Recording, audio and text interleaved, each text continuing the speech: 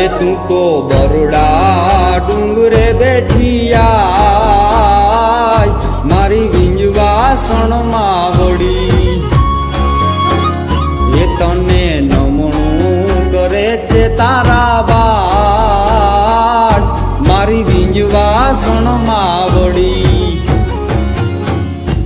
હે તારું રે નામ લઈ જગ મારે ફરતો જય માતાજી, હર હર મહાદેવ। તમે બધા મજામાં હો? તો આજ મારે બનાવવા પકોડા, તો તમે જોજો અને હું બનાવવા। અને આ પકોડામાં જોઈએ ને એ વસ્તુ બધી છે। આ મસાલામાં ચટણી, ધાણા જીરું, મીઠું અને હળદર છે, અને આ દાડમના બી છે ઉપરથી નાખવાના, અને આ વટાણા લીલા છે, આ ધાણા ભાજી છે, આ બટેટાનો સૂંદો છે, અને આ ઘરની મેથી છે, કુંડામાં વાવી દીધી, અને આ પકોડાનો ઘેર જ મસાલો બનાવ્યો, અને મીઠા લીમડાના પાન। મસાલો પહેલા વઘારી નાખા।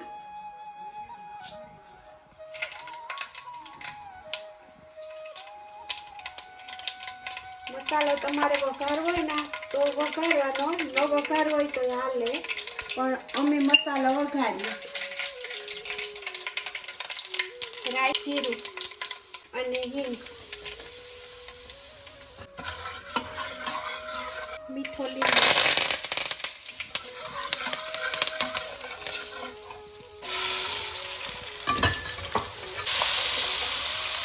મેથીની ભાજી, ધાણા ભાજી, અને આ મસાલો, અને આ પકોડાનો મસાલો, અને આ આદુ,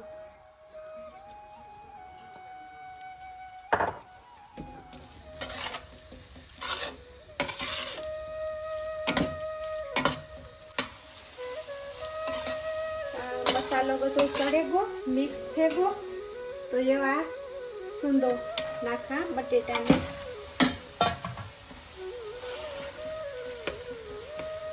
મસાલો મિક્સ પર થેગો અને બધો સળેગો,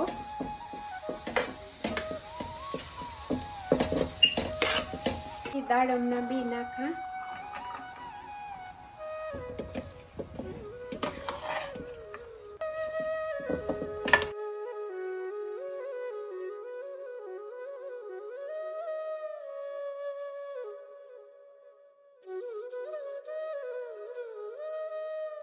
એવું પકોડાની ગ્રેવી બનાવેલા, પકોડા તરવાની।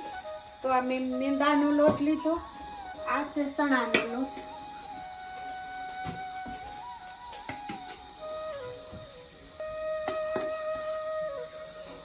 હળદર નાખવાની, અને થોડુંક મીઠું નાખવાનું, અને પાણી।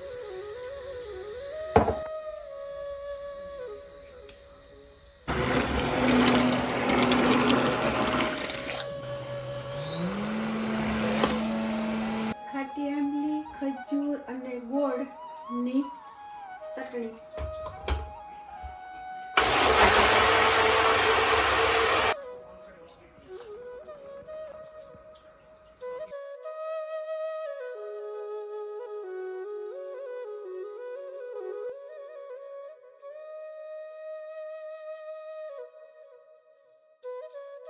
પકોડા ભરાઈ ગયા તો હું તરા।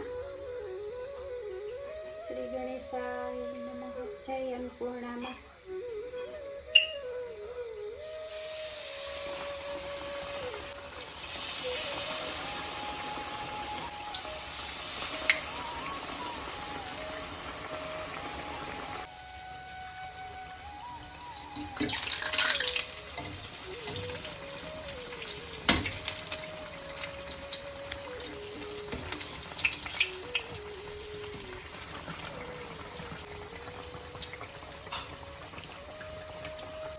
પકોડા તરાઈ ગયા તો પેલા 3 તરી લીધા, તો ભગવાનની ધરી દઈએ।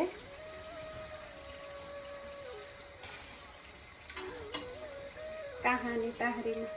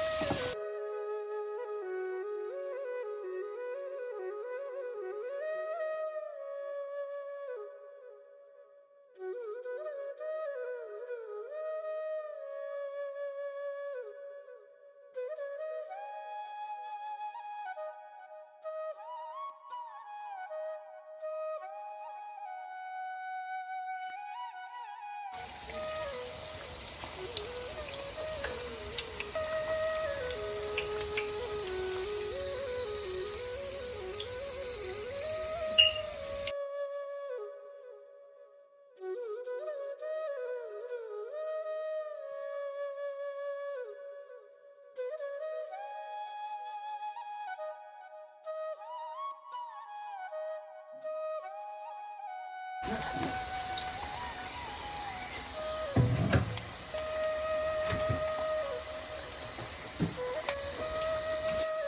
અમારા પકોડા બની ગયા, તો તમે પણ પકોડા ઘરે બનાવજો. અમારી રેસીપીઓ સારી લાગે તો લાઈક અને સબસ્ક્રાઈબ કરજો. જય માતાજી, જય શ્રી કૃષ્ણ. બધાને ભગવાન ખુશ રાખે.